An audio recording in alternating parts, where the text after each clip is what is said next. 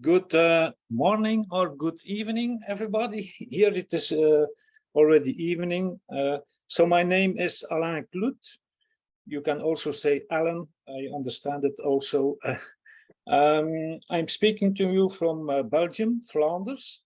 I'm the developer and founder of PictureLive, which is a product of my company, Universal Design Projects. It is a product for people who are blind or visually impaired, and the product makes that they can participate in all areas of life. In a joint venture or association with Media and Licht en Liefde, Light and Love, we bring this product to a growing market. Scientific studies and research indicate that the number of visually impaired people will rise sharply if we do nothing. By 2050, in one generation, 5% will be excluded from participation in social life because they are visual impaired. So it's high time for action. I'm happy to introduce our product and service to you. Please apologize me that my English is not so good, but I suggest we watch the video clip in which you will see how our product makes a tourist city like Ghent in Flanders, Belgium, more accessible. Thanks in advance for your interest and attention.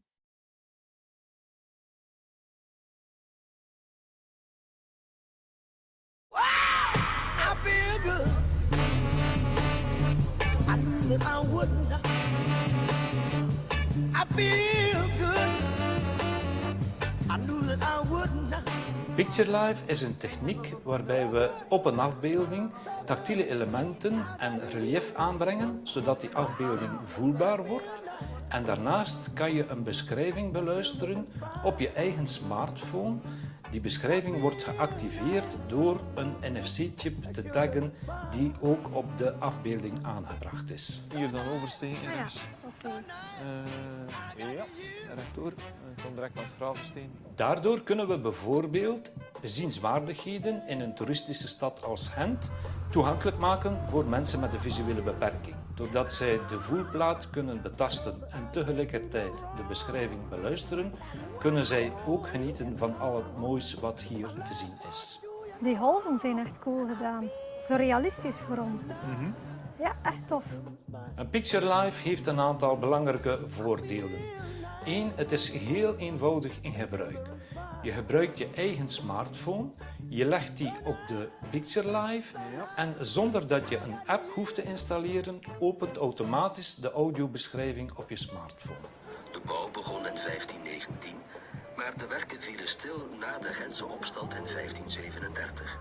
2. Het geeft de gebruiker enorm veel autonomie en zelfstandigheid. Je bent niet afhankelijk van een gids of van een partner of van een begeleider om mee te luisteren of te genieten van wat er te zien is. En 3. Het is eigenlijk voor iedereen bruikbaar. Mensen die doof of slechthorend zijn bijvoorbeeld, die kunnen op hun smartphone ook een filmpje in gebarentaal bekijken. Of mensen die anderstalig zijn, die beluisteren gewoon de beschrijving in hun eigen taal.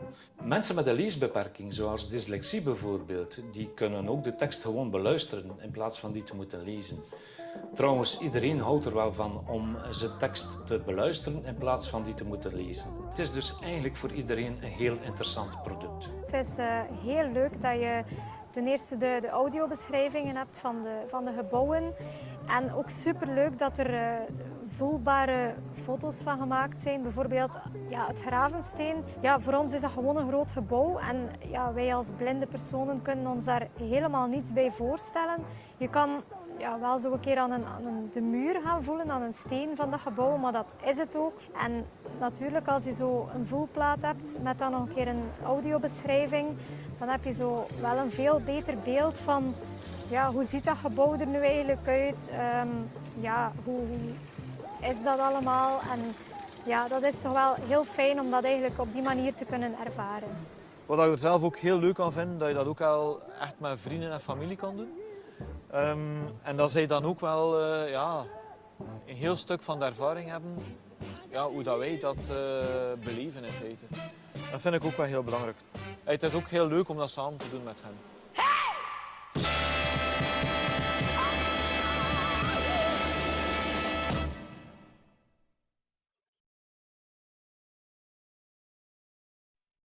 Thank you very much, Alain. That was amazing. So at this time, we are open for judges' questions. And let's start with Laszlo. Fantastic idea. I really enjoyed the video, Alan. Congratulations. You are onto something really unique and interesting. How do you actually produce these images? That's question one. And question kind of related to this is how much does it cost to produce on average one of these images? Let's say that beautiful fort in Ghent that you showed on the video. Okay. We produce the pictures in on a flatbed printer. So we try to reach on every part of the product. We try to reach a maximum of accessibility. And the tactile print is of the highest quality because we use this flatbed printer. It is also necessary that you have a description with it. The two are of the description and the print. The tactile print is necessary to reach a good accessibility. How much does it cost? I can't give you one answer, but there are several parts in the cost of the development of this product.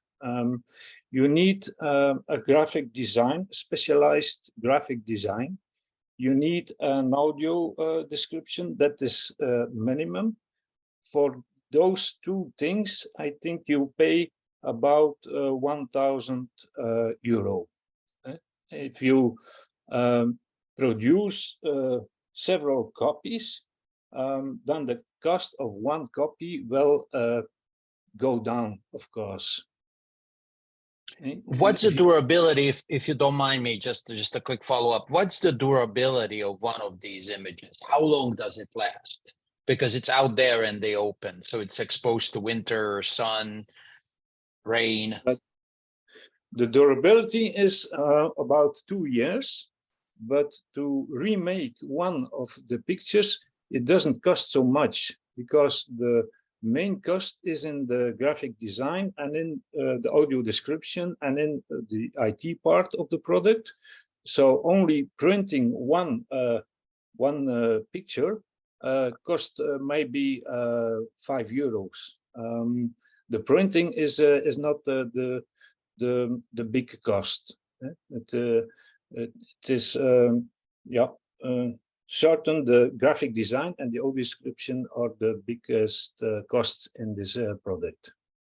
Thank you.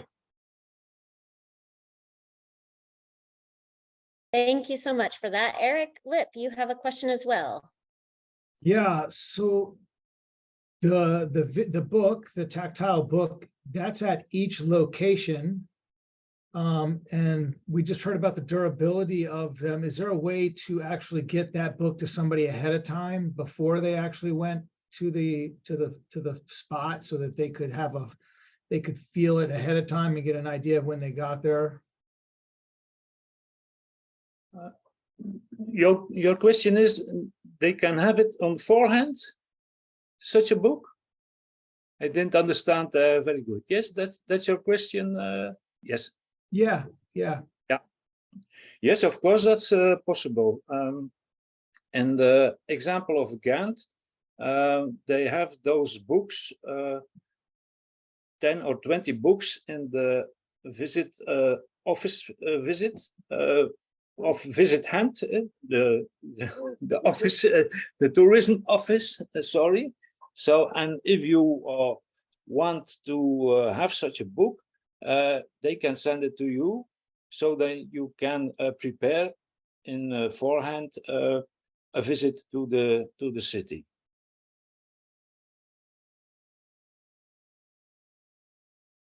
Fantastic. Jake Steinman.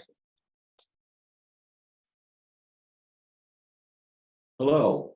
So just so can everybody hear me? So first of all, I wanted to let you know that these 10 innovators were really selected among about 55 total people that we had, that we had vetted.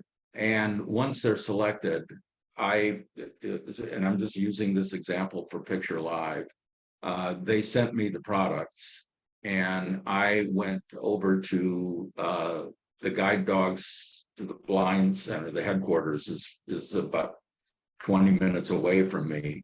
And I had a group of blind users there test this, and they loved it. The use case that I saw for this is really in the visitor centers, first of all.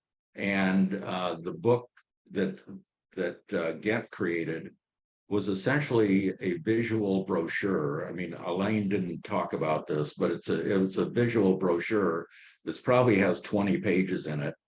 And it's not something that, would be exposed to the outdoors. I don't know how long, that would be. But anyway, Alain, can you also talk about some of the other things that you're developing?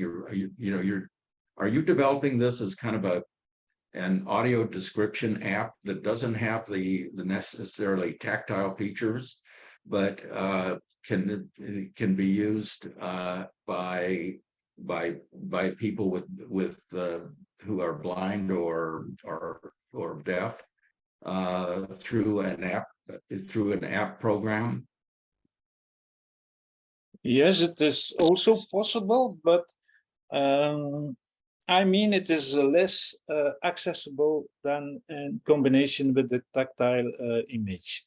But you can choose only the description on our server. In fact, it is so that you don't need to install an app on your smartphone to listen to the description.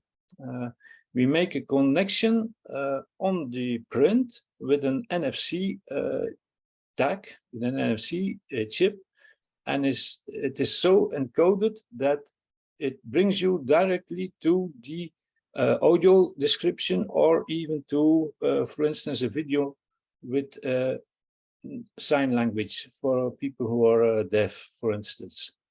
The printing, we can do it to use outside or inside. We can print also on different formats, on different materials, hardboard, T-bond, even glass.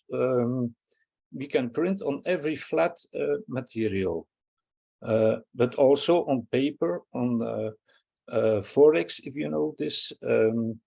Every material that is flat, we can print it on. Is that an answer to you, Jake? Or? Yeah, I just think the app would just make it so much more available to people, that just to have the audio eye or the audio description, and you have professional audio describers. And this is something that they, I just see it as expanding something before they come, because they can see that, they'd be having it available.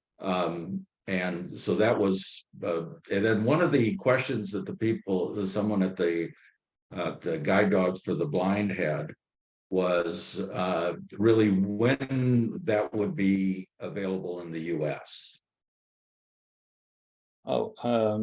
They were very excited about this, and so they would like to use it themselves. So yeah,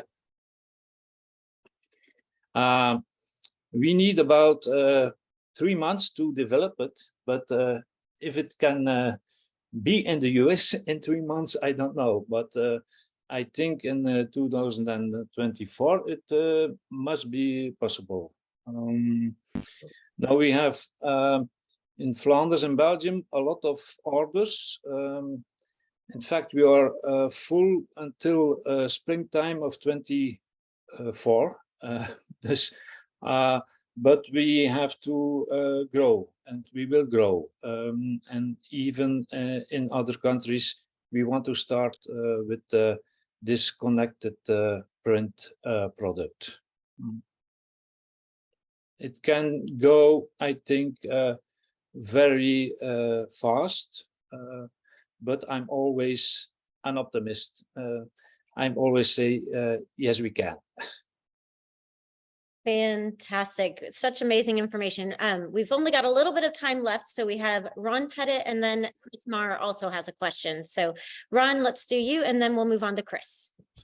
Thank you so much. The concept is really great, Alan. So if you could help describe the value proposition for a business to invest in your product. I mean, what's the return on investment? I think our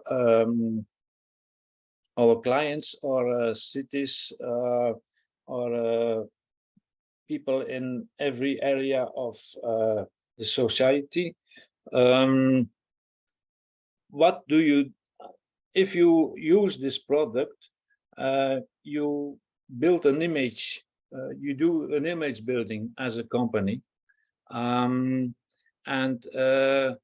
So if it isn't good quality, it will be bad for your company too. If you say we want to work at accessibility, then you must do it good. It is also in my introduction, I said that in 2050, one of 20 persons will be visually impaired. So there's one of 20 clients that won't come to your business, to what you do, to your organization, even if you're a city or if you're a wildlife park, I don't know. Why should they come if they can't see anything? Yes, very, very useful points there. Can we go ahead and move on to Chris Marr for that last question? Thanks, Christy. Hey, Alain, congratulations on what you've built here. I mean, certainly seems like there's a large population that would benefit from this. So in terms of a market fit, how do you monetize it, or what's the revenue model? Are you charging, say, the tourism board that's having you map out their destination, or is the consumer paying for it, or is it maybe both are sharing in the cost of it? So what do you envision the revenue model being? Normally, it isn't the consumer that pays for it. It is the organization who use the product that pays the cost of it. But we can also have examples. For instance, if someone wants to buy this brochure or a book to take it home and afterwards reread it or re-listen it, it had also a plus value on that point, I think. Yeah. Gotcha. But till now, it aren't the customers that have to pay for the product. Right. And is it a one-time fee to the organization to develop the audio and the tactile book, or is there also like a licensing fee? So for every consumer that uses it, you get a little piece of it as well. Yes, there is a license. So there are two possibilities. We can ghost the audio description or the video file or whatever on our servers, or you can ghost it, or you can put it on your server, and we make a link to the server of the organization, and then it is on this place. Then you don't pay for the ghosting, of course, because it is by your. Gotcha. Thank you.